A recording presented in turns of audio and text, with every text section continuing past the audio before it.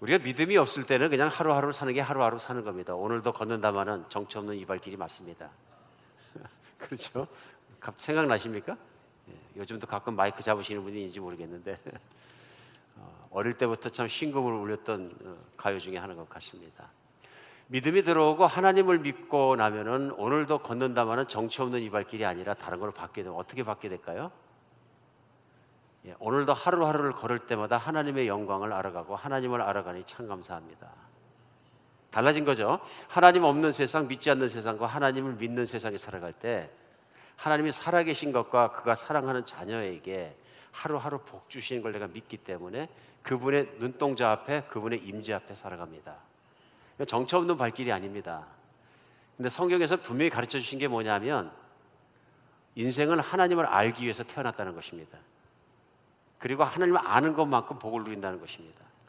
그래서 우리 주일날 만날 때마다 예배를 드리는데 예배는 가서 절을 많이 하든지 뭐 그래야 되는데 왜 이렇게 말씀 시간이 제일 기냐, 그런 분들이 없잖아 계신 것 같습니다.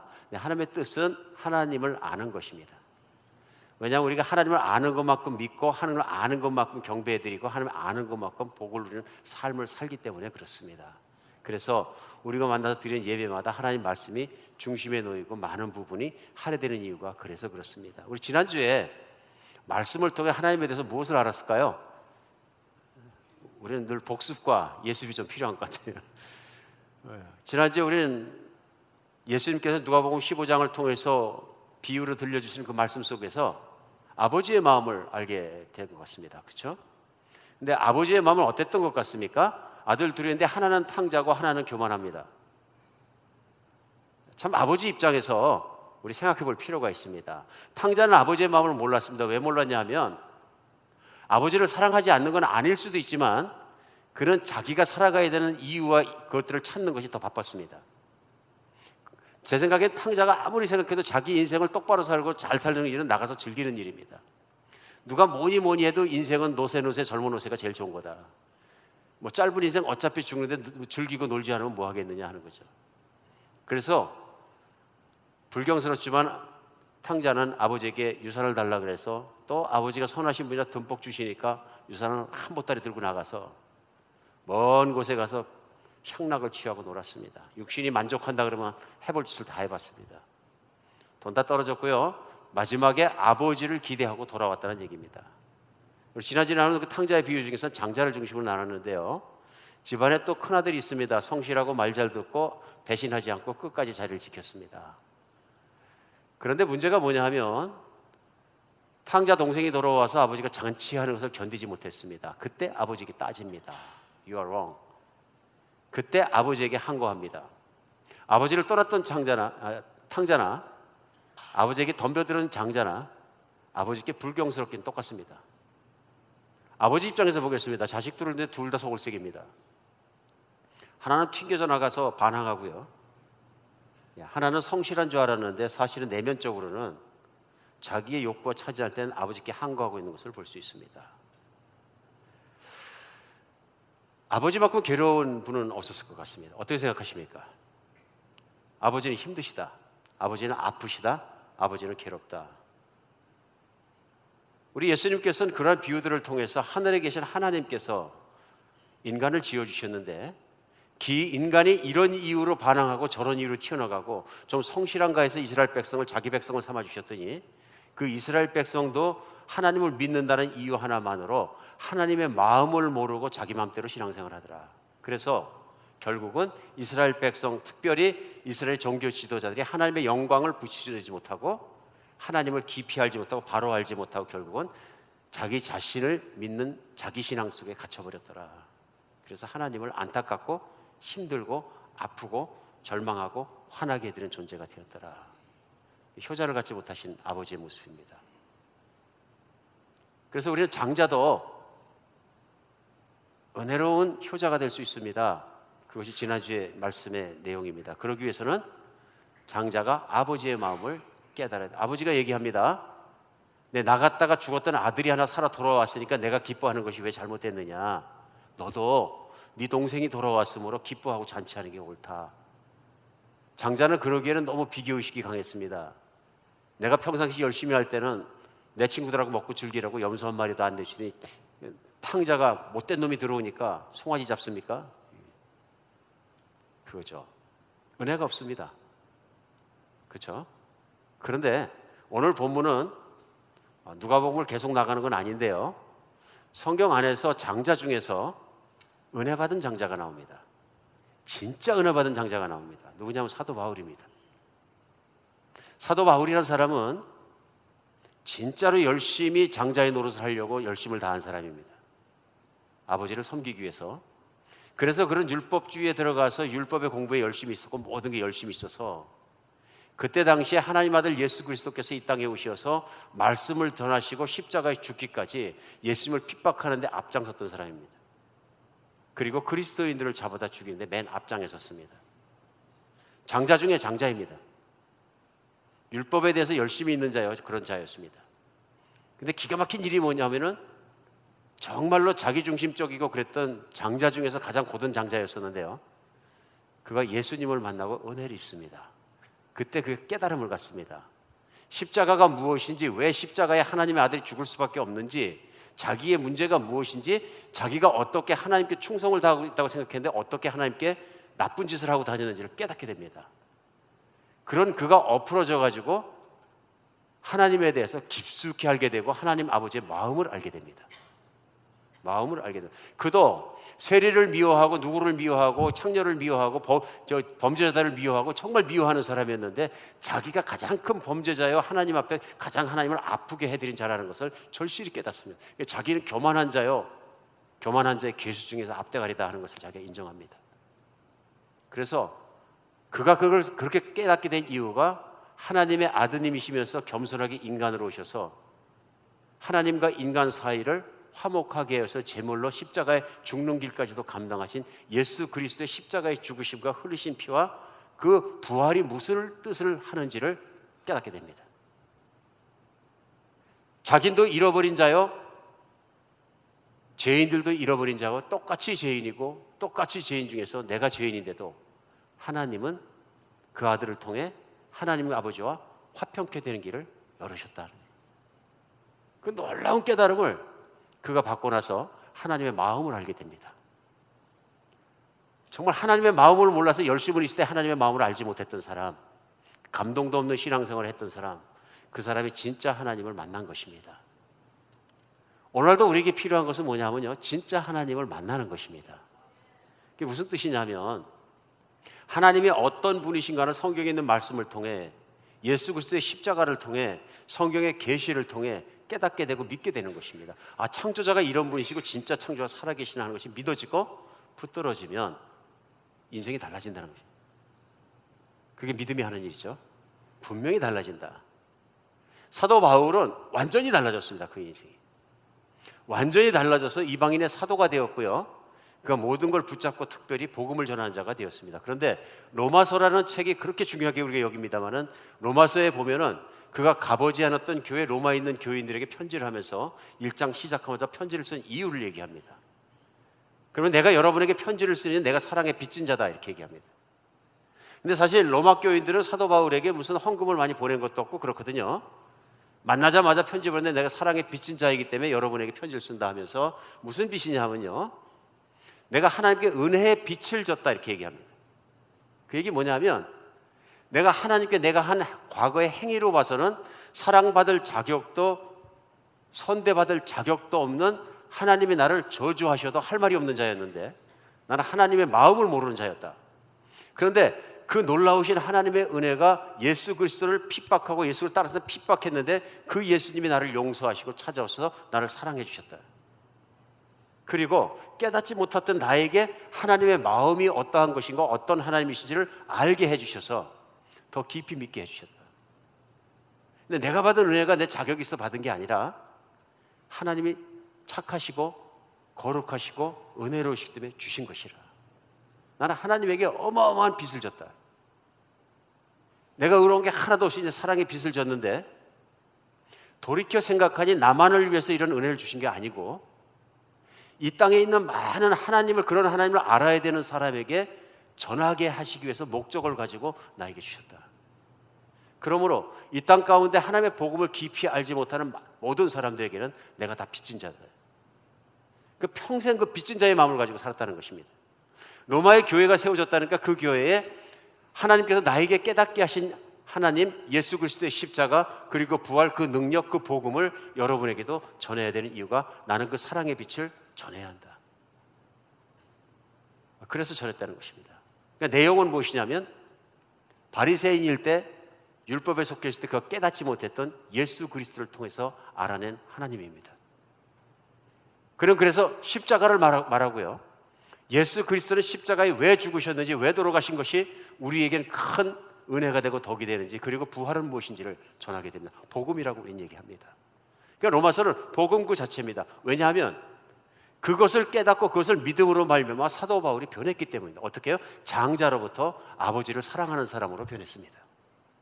그리고 아버지를 걱정시키고 힘들게 하고 낭망시키는 존재에서 아버지를 기쁘게 하는 자로 변했습니다. 그는 오늘 그것을 로마서에서 전합니다. 그래서 그 복음을 다 로마서에서 전하고 나서 마지막으로 하는 일이 뭐냐면 적용을 하나하나 합니다. 그러면서 형제 로마에 있는 교인들에게 그러므로 우리가 예수를 믿고 예수님을 주님 삼고 하나님의 사랑을 받고 하나님 아버지의 자녀가 되었으니 이제는 옛날처럼 그리 살지 말고 이렇게 살자 하는 것입니다.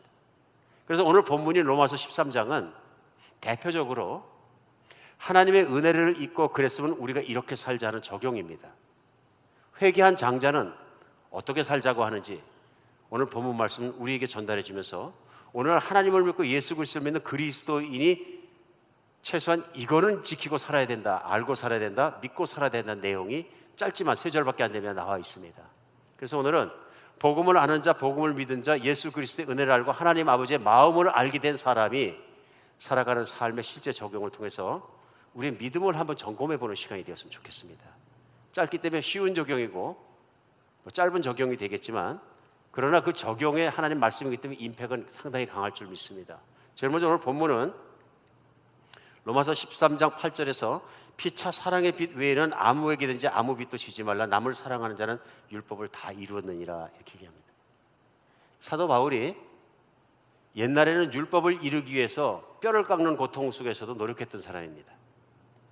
바리새인과 율법사들은 어떤 사람들이냐면요, 하나님의 율법을 조각조각 찢어가지고 그것을 확실하게 해서 어떻게 다 지키느냐는 것을 목표로 삼았던 사람입니다.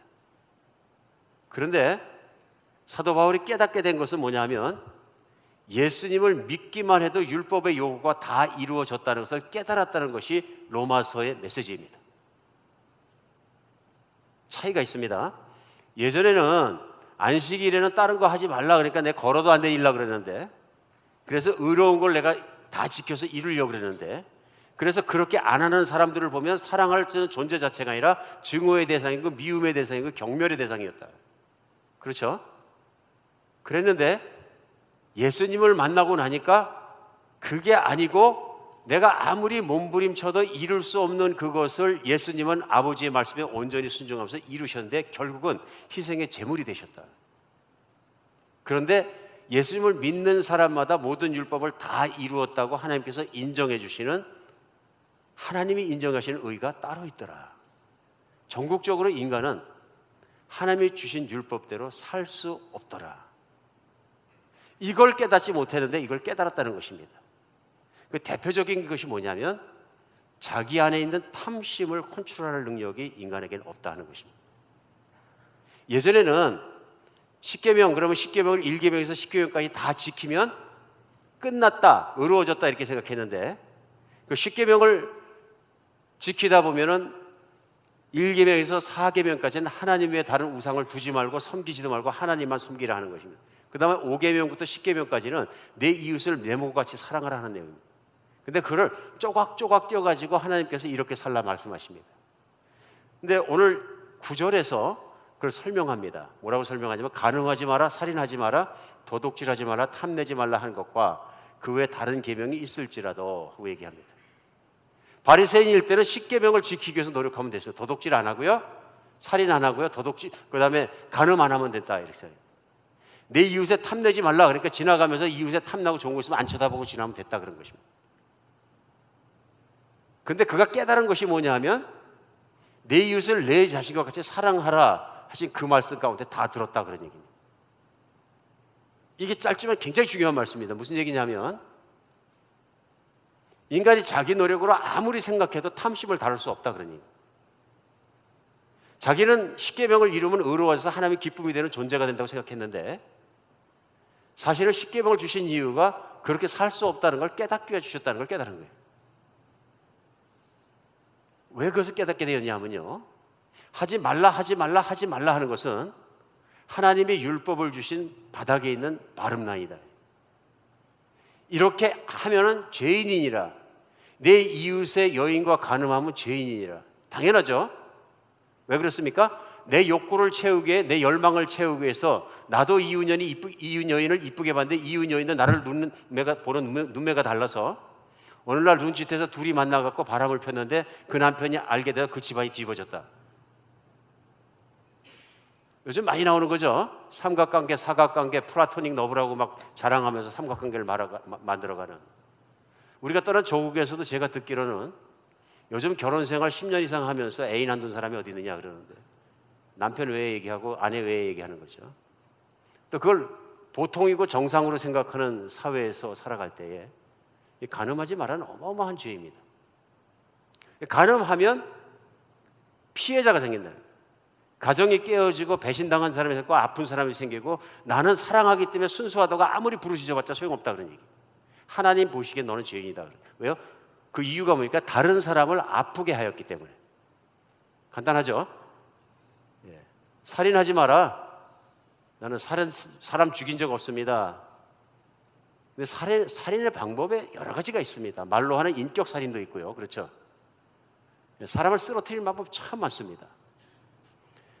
도둑질 하지 말라 쭉 말씀인데 특별히 마지막에 가면서 탐내지 말라 그러십니다. 탐내지 말라는 건 마음으로 짓는 죄입니다.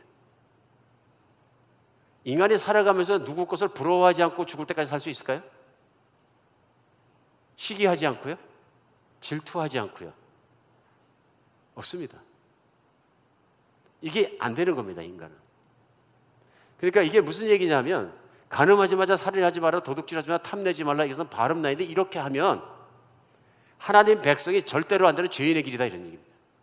그럼 제일 위에 있는 의인의 길, 선인의 길을, 착한 사람의 길은 뭘까요? 율법의 완성인 거죠.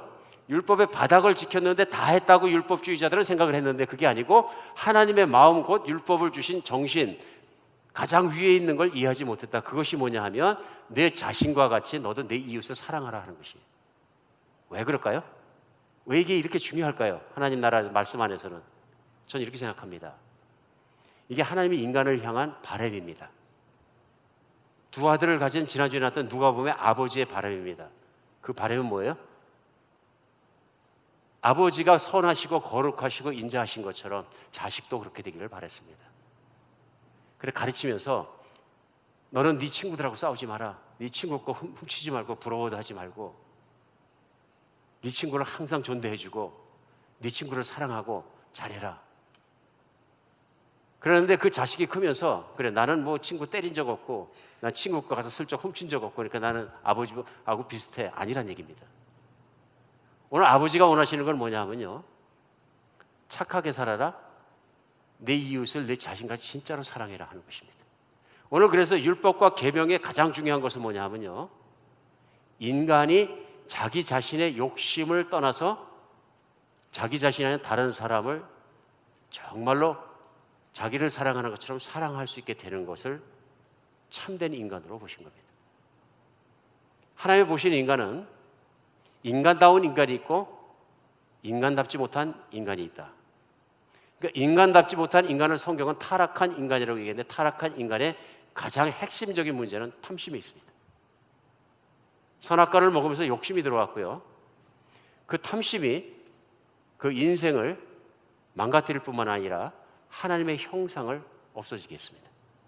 하나님의 형상은 착하심과 거룩함과 의로움과 그 모든 것인데 인간 안에 욕심과 탐심이 들어오면서 인간은 자기 중심으로 생각하고 자기 것만 생각하고 자기가 교만해지고 모든 걸 자기 중심으로 살아가는 존재가 되었다. 결국은 무슨 일이 생기냐면 하나님을 닮은 영광이 사라졌다 하는 것입니다.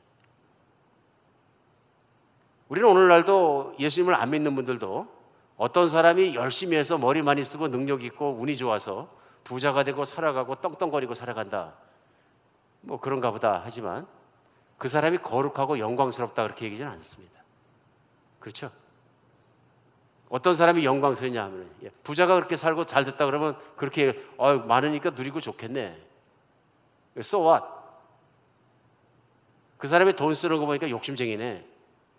그리고 자기는 돈이 수십억 불이 있는데도 종업원들을 막 박대하고 최저임금 주면서 좌틀고 이렇게 하면은 뭐라 그래요? 악하다 그럽니다. 심지어 자비롭지 못하다.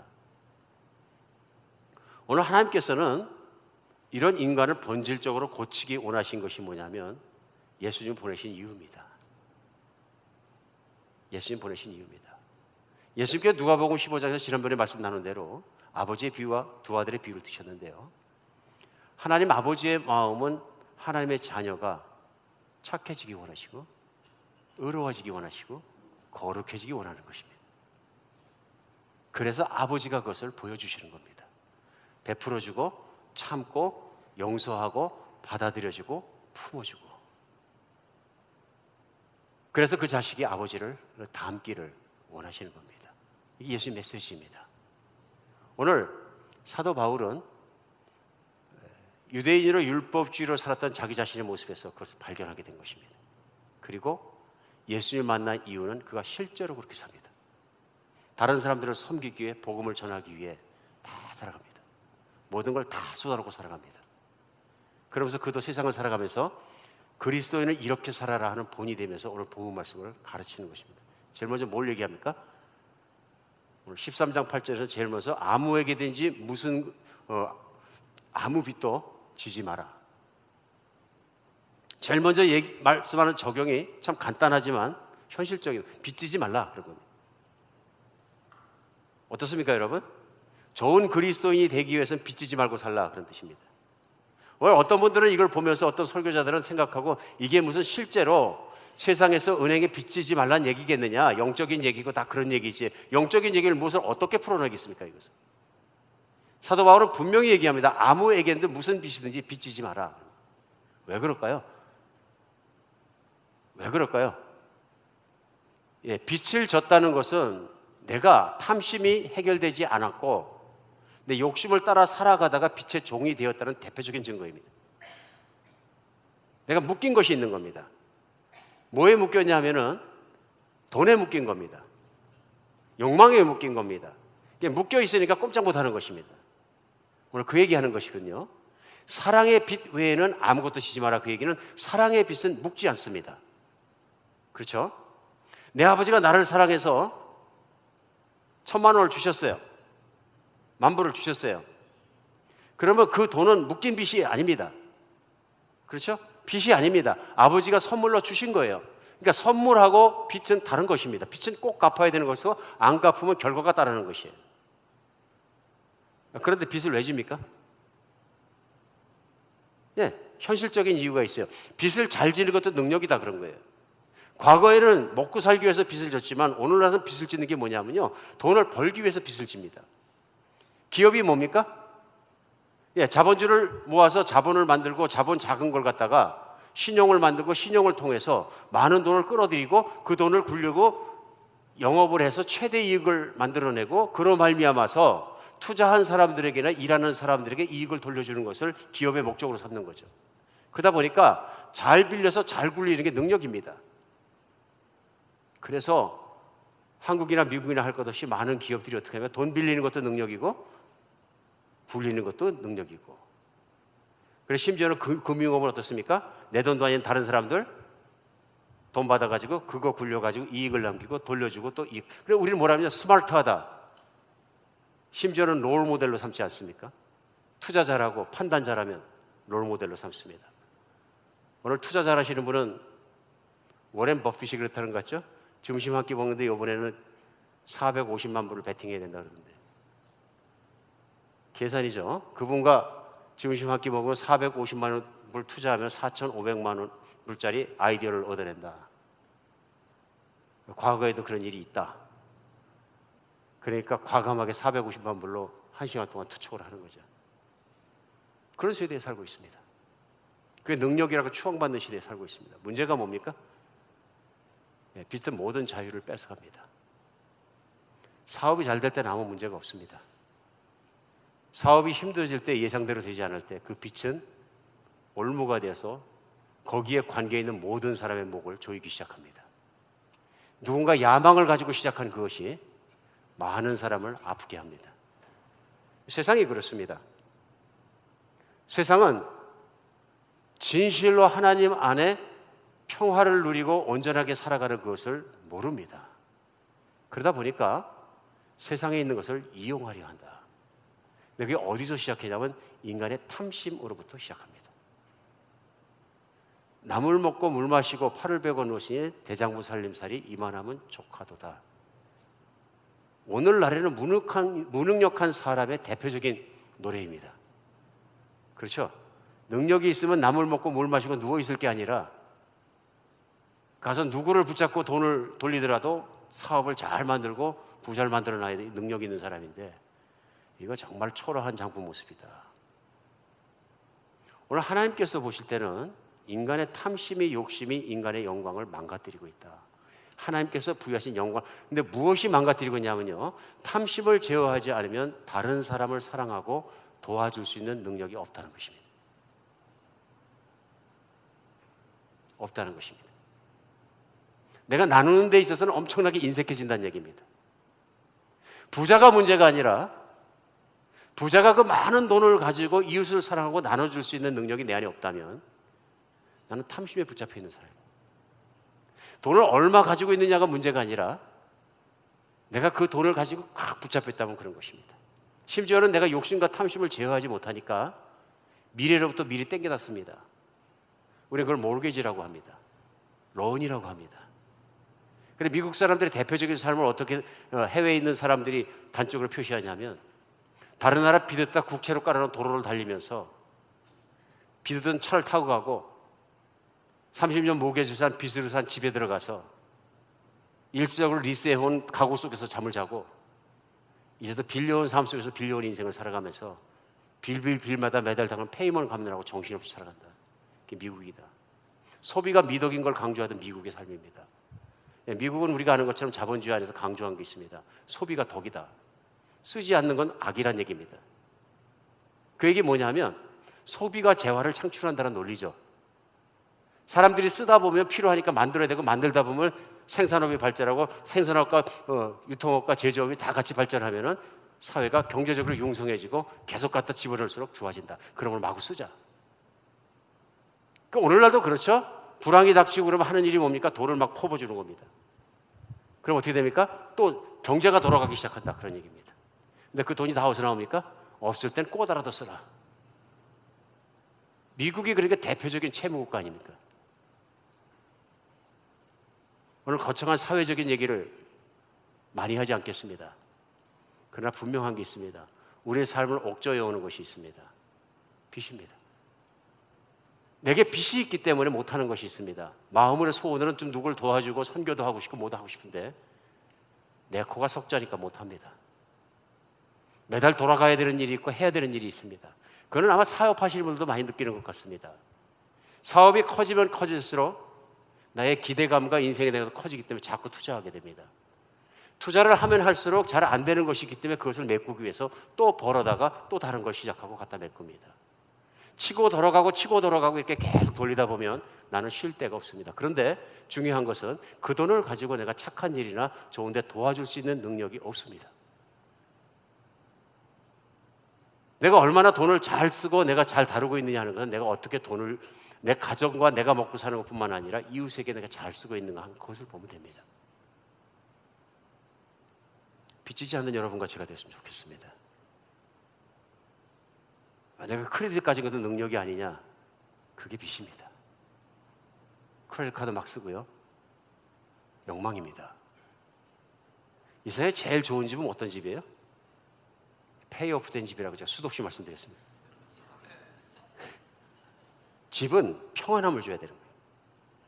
비 오는 날 지붕 덮고 자면 걱정이 없어야 돼요. 와, 벌써 한 달 돌아왔네 이러면 안 되는 거예요. 맞습니까?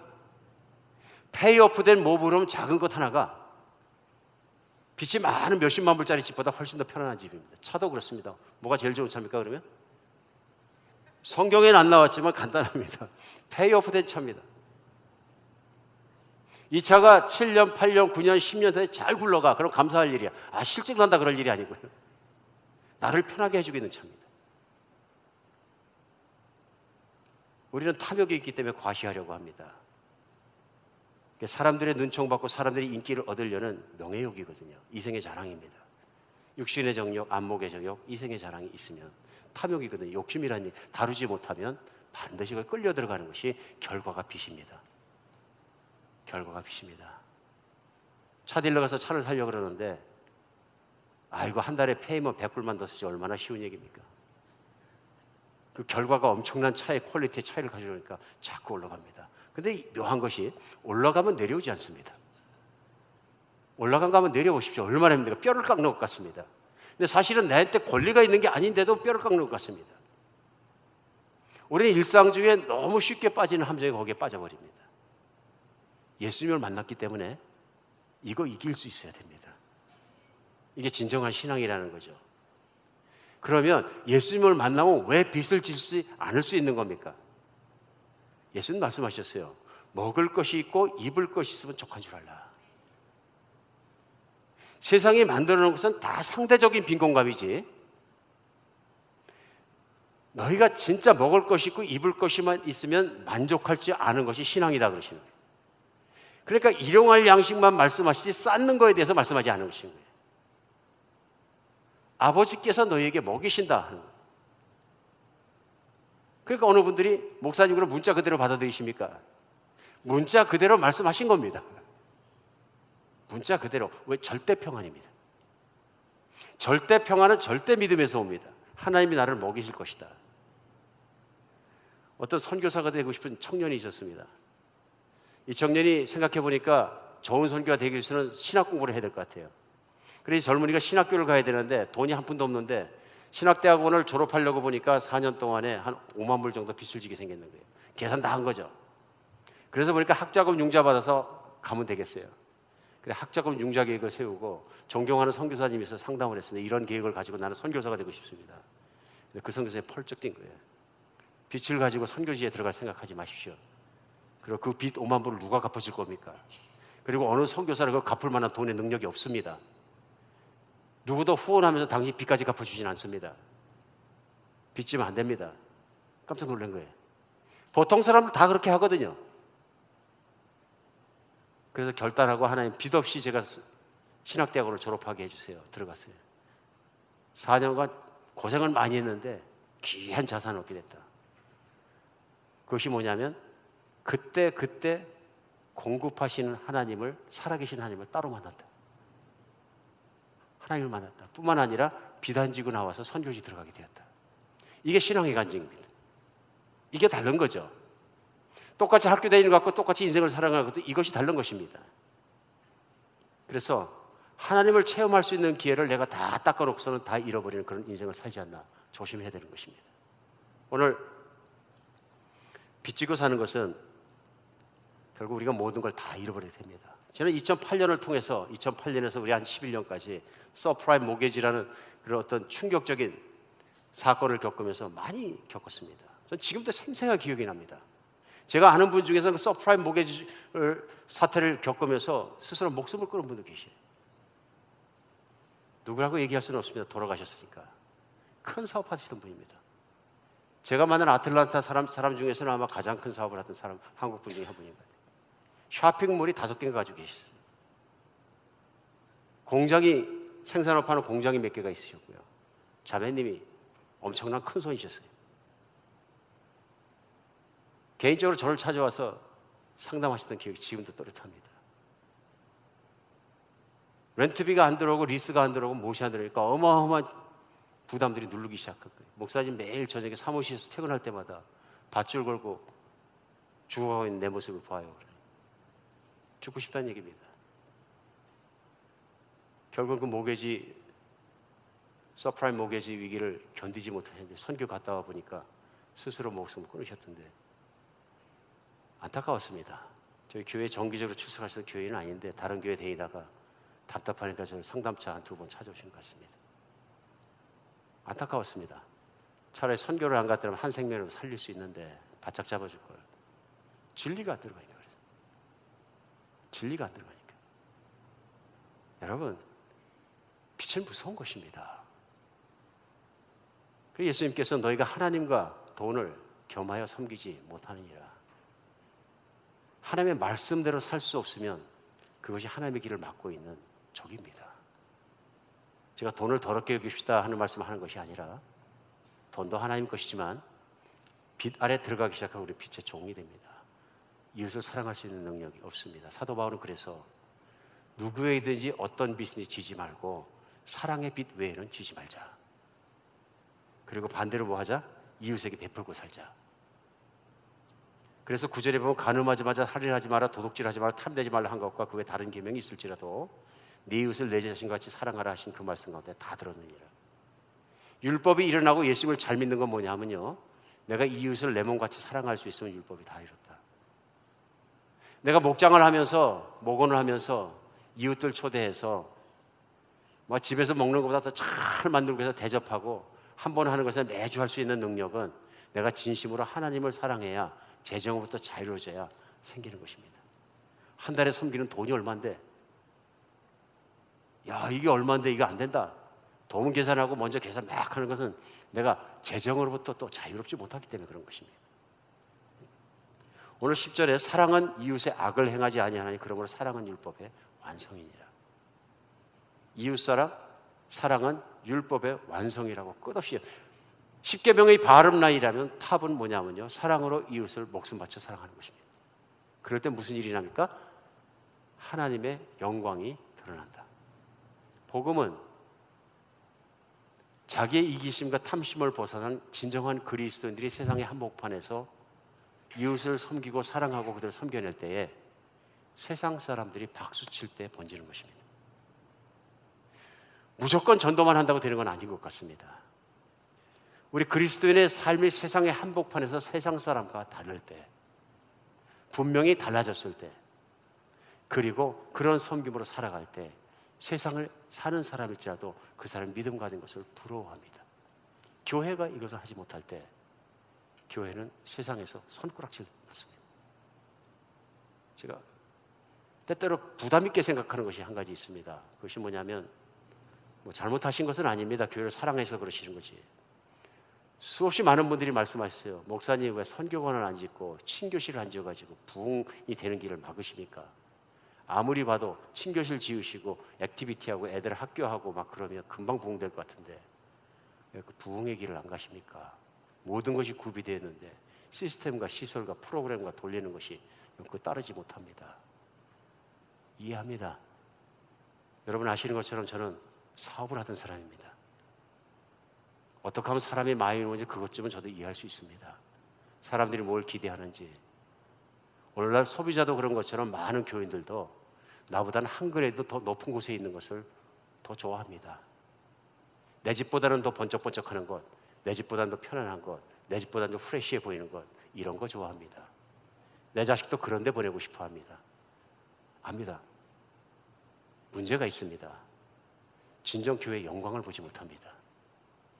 하나님의 영광이 있어 어느 성도를 통하든지 성도 전체를 통해서 그만한 재정을 주시고 그 일을 하기 원하신다면, 그래서 이웃에게 베풀기 위해서 한다면 하겠지만은 그게 아니고 많은 교회들은 오늘 못합니까? 빚을 끌었습니다. 현재 들어오는 헌금 수입을 담보로 신용으로 해서 자기 현재 재정보다 몇 번에 되는 돈을 끌어들여서 몇백만 불, 심지어는 몇천만 불까지 건물을 짓습니다.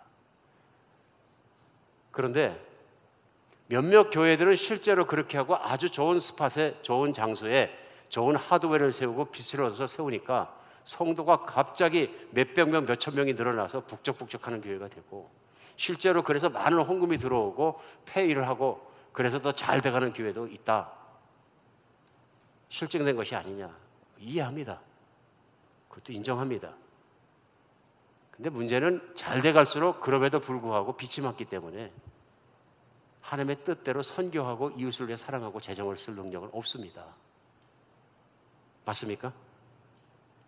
항상 재정이라는 건 쥐어짜야, 검소해야 도와줄 게 나오는 겁니다. 한비전교도 다르지 않습니다. 반대도 있습니다. 많은 교회들이 그래서 많은 돈을 투자해서 건물도 짓고 교육관도 짓고 캠퍼스를 만들고 멋지게 했는데 교인이 안 차니까 세상에서 회사가는 것처럼 뱅크럽시 하는 경우도 있어요. 하나님의 영광이 하나도 안 보입니다. 맞습니까? 더 많은 교회가 그렇게 되었습니다. 서프라임 모게지 겪으면서 타격을 입은 것 중에 하나가 교회예요. 솔직히 얘기하는 겁니다. 그런 열망 속에 무엇이 있냐면 어쩌면 신앙에 탐심이 있지 않은가 우리는 돌아봐야 합니다. 한비전교회 잘했다는 것보다 개척을 시작할 때부터 12년 차 오늘까지 교재실이 없어서 밥 한 끼 먹을 때 접었다 폈다 접이자 하고 맨날 그러니까 선교지에 조금이라도 쓸 돈이 있는 겁니다. 믿으십니까? 다시는 교재실 얘기하지 마십시오. 그런 얘기가 아닙니다. 지금 목적성 발언이 아닙니다. 도와주기 위해서는, 빛이 되기 위해서는 좋아야 된다는 것입니다. 불편을 참아야 된다는 것입니다. 그리고 같이 가야 된다는 것입니다. 같은 마음으로. 어쩔 때는 저는 이 건물이 부담스럽습니다. 나가고 싶을 때도 있어요. 왜요? 아직도 빚이 있습니다. 우리 교회도. 봉헌이 안 됐어요. 50만 불이나 남았어요. 물론 여러분 지금 계산 머릿속으로 하시는 것처럼 우리 교회가 10에이커가 넘으니까 자산으로 따지면 요즘 계속 올라가니까 얼마쯤 됐을까요? 옛날엔 10년 전에 150만 불이었는데 지금 얼마 되는지 모르겠어요. 금액을 따지고 싶지도 않아요. 그렇게 따지면 한비전교회 부자예요. 맞습니까? 잠정적 시가와 그다음에 우리가 내야 되는 돈과 이렇게 밸런스를 따지면 엄청난 부자예요. 한비전교회는 아마 몇백만 불은 갈까 미니멈식으로. 그럼 어떤 분 얘기하실지 몰라요. 땅 좀 떼서 팔아가지고 건물 확 지어버리지. 그렇죠? 저는 간절한 바람이 있습니다. 탐심에 붙잡히지 않기 바랍니다. 하나님의 교회가 되고 영광을 비춰내는 것은 그 재정을 어떻게 쓰느냐 하는 것을 보면 압니다. 좀 힘들더라도 타이트하게 쪼아가면서 빛에 붙잡히지 않는 교회가 됐으면 좋겠습니다. 아직 한비전교회도 빛이 있다는 얘기는 아직 멀었다는 얘기거든요. 그날이 올 때까지, 페이오프 할 때까지 기다리는 겁니다. 페이오프도 안 했는데 무슨 건물 짓자 그런 것은 빚이 있는데도 빚을 덮으자 그러는 똑같은 논리밖에 되지 않습니다. 오늘 이야기가 길어졌습니다만은 우리 가정도 마찬가지입니다. 가정도 마찬가지입니다. 동일한 원리를 적용해야 합니다. 오늘 본문 말씀은 그 뜻입니다. 내 안에 있는 탐심을 제지하지 않으면 이웃을 도울 수 있는 능력이 내 안에 없습니다. 인간은 그만큼 계산적입니다. 오직 한 종류의 사람들만 그걸 할 수 있습니다. 하나님의 사랑과 은혜로 만족하는 사람. 그래서 영혼을 바라보고 미래를 바라보고 소망을 가지고 땅을 이기고 욕심을 이기고 살아갈 수 있는 사람. 그래서 갈라디아서 3장 말씀대로 그리스도 예수의 사람은 정과 욕심을 십자가에 못 박았느니라. 거기서 시작합니다. 그래서 사도행전 교회는 실제로 1장에서 4장까지 보면서 그들의 삶이 뭐냐면 모든 자들이 가진 것을 나누었으니까 그 중에서 핍절한 자, 가난한 자가 없더라. 그렇게 살아가는 그들을 보면서 이웃 사람들이 그들을 칭송하니 날마다 믿는 사람이 더해지더라. 이게 영광이 흘러나가는 모습입니다. 성령의 능력이 구원을 받고 사람들한테 첫 번째 하신 일이 뭐냐면요, 세상으로부터, 욕심으로부터, 돈으로부터, 묶임으로부터, 마귀가 만드는 세상으로부터 그들을 자기께 풀어놔 주신 것입니다. 그래서 그들은 더 이상은 세상에 있는 쾌락과 만족과 그것에 붙잡히지 않은 자들이 될 수 있었고요, 예수 그리스도의 바른 길을 볼 수 있게 되었으므로 형제를 위해서 나누어 쓸 수 있게 되었다. 유무상통의 삶을 사는 거예요. 가진 자는 더 나누어지고 없는 자는 얻어서 쓰고, 그러다 보니까 교회가 편안하게 되었다. 공산주의를 얘기하고 사회주의를 얘기하고 있는 것이 아닙니다. 평등주의를 얘기하고 있는 것도 아닙니다. 예수 그리스도와 그분의 사랑과 세상을 넘어선 사람들의 삶을 사도행전은 말하고 있습니다. 오늘 사도행전처럼 삽시다 그럼 뭐라고 그러냐면 그 교회 또 이단내나 보다 그렇게 얘기합니다. 신앙촌처럼 담력하는 거 아니냐. 우리 하나님의 말씀과 그 진리를 또렷이 직시하고 우리의 삶에 적용할 수 있는 여러분과 제가 됐으면 좋겠습니다. 저도 노력하겠습니다. 빛에서 빠져나옵시다. 그리고 나에게 생긴 작은 여력이나마 그것 가지고 이웃을 사랑하는 데 시작하십시다. 그렇게 해서 하나님의 영광이 여러분과 저 교회를 통해서 드러났으면 좋겠습니다. 예수 그리스도의 영광이 드러나는 것은 노래만 잘한다고 드러나지는 않습니다. 맞습니까? 내가 돈을 어떻게 쓰느냐, 누구를 사랑하느냐, 어떻게 사랑하느냐, 그 모든 걸 통해서 하나님의 영광은 드러납니다. 영광이 회복되는 여러분과 제가 되었으면 좋겠습니다. 우리 세상에 있는 것에 속지 마십시다. 가짜 경건에도 속지 마십시다. 구약 성경도 마찬가지입니다. 참 경건은 환난 중에 고아를 돌아보고 과부를 돌아보고 핍절한 자를 돌아보고 배고파 죽는 자가 없는 거 돌아보고 그들 이렇게 세우는 것인데 제사만 드린다고 될 일이냐? 그게 구약의 선지자의 메시지입니다. 오늘도 마찬가지 메시지가 교회를 향해 있다고 저는 믿습니다. 우리 주님을 사랑함으로 하나님의 사랑을 받음으로 그 사랑에 만족하고 나눌 수 있는 여러분과 제가 됐으면 좋겠습니다. 기도하겠습니다.